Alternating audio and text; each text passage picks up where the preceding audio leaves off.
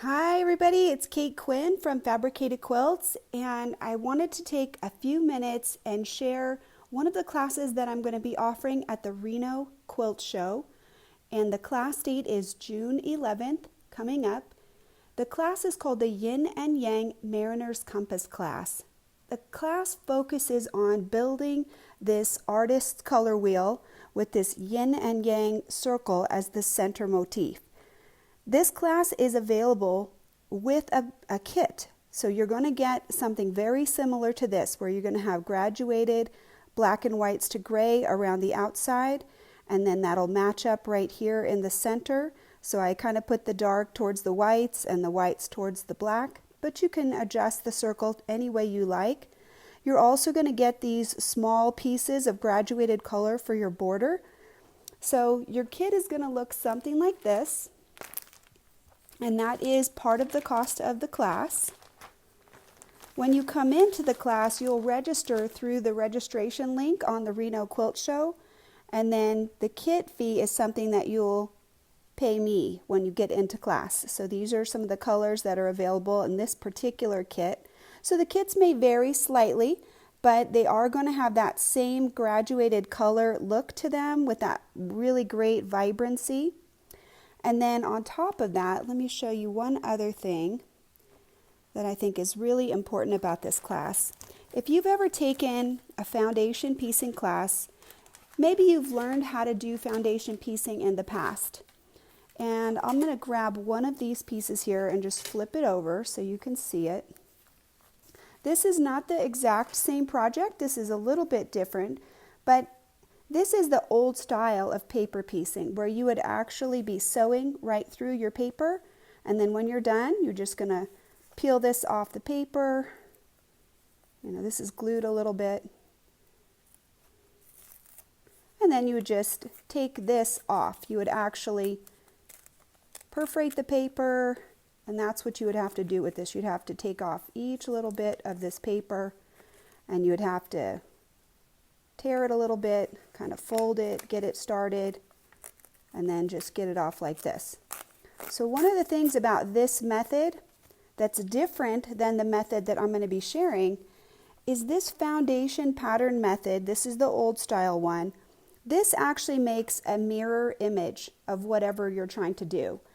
And what's unique about the method that I'm going to be sharing is that you don't have to mirror image. It's going to be a right side up image, not a mirrored image. Here's one other aspect that I think is really powerful about this method that I'm going to be sharing.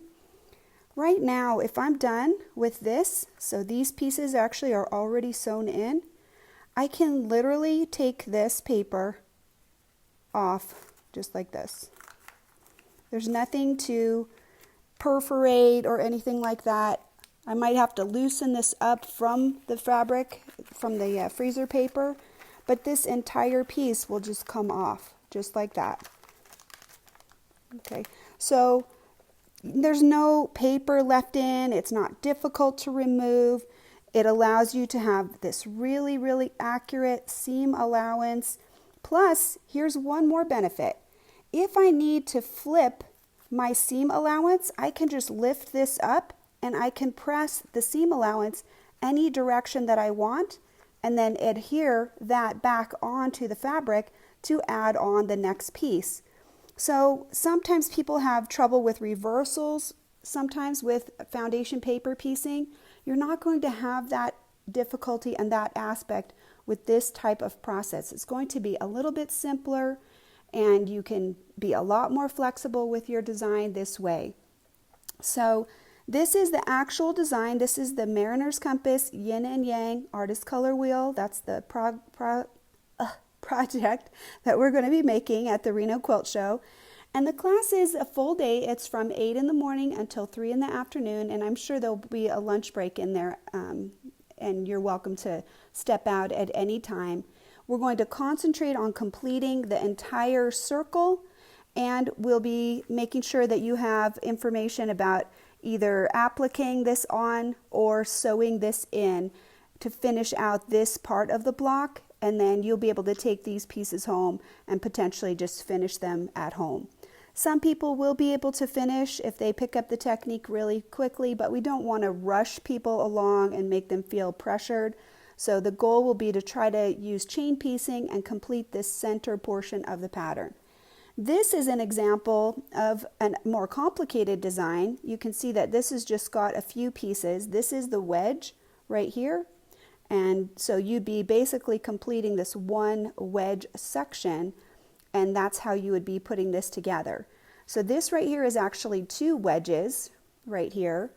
So this piece right here, and then this piece right here. So each of these little orange tips. But this would be an example of how you can use the same process that we'll be learning in that class if you wanted to make something that's a little bit more complicated. You could just make smaller units, and then you would piece them right on to the larger units, and you can make very, very complex designs with this. So I'm just going to grab one of my more complex designs that is already finished and just show you some ideas. This is one of my favorite pieces that I've ever made with this style, and this is a fussy cut applique on the top, and you can see that this offers a much more complicated look for this design. So this is using the same technique that we're going to be sharing, but this is using obviously different colorways and maybe a little bit more complex pattern.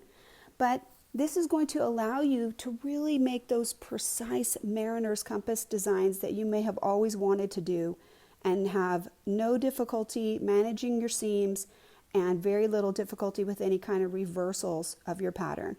So if you're interested in that, I've put the link right in the top of the post, and you can click on that. It'll bring you right to the registration for that class, and you'll be able to sign up. So I hope to see you there, and certainly if you have any questions about the class, you can message me or you can contact me.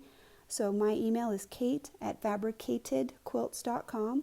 And that's FABRIKATED quilts.com. So love to hear from you, and have a great day. Thanks, guys.